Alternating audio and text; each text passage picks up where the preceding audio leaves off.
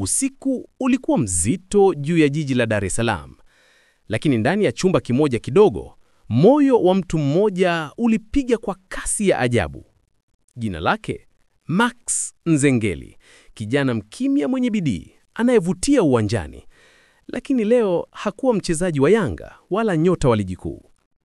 Leo alikuwa tu mwana wa Kongo, akitetea rangi za taifa lake kwa kutazama mechi iliyoziba pumzi za maelfu.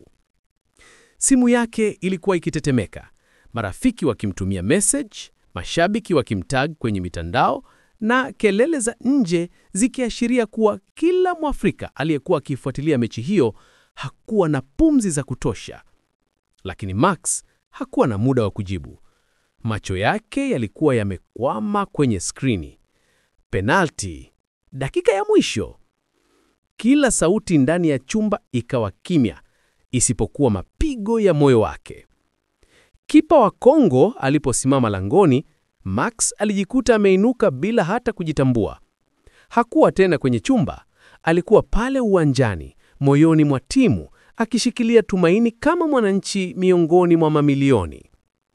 Mchezaji wa Kongo alikimbia, akagonga mpira.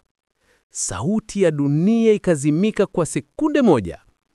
Mpira ulipoingia nyavuni kulikuwa na mlipuko, sio wa mabomu, bali wa furaha safi kabisa. Max aliruka juu, akapiga kelele, akapiga makofi, hata akasahau kuwa yuko peke yake.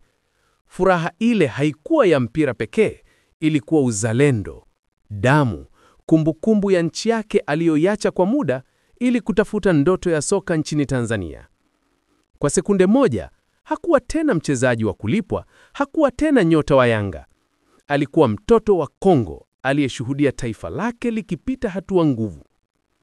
Kicheko chake kilijaa nguvu na macho yake yakawa na unyevunyevu wa hisia. Mitandao ikawaka moto baadaye.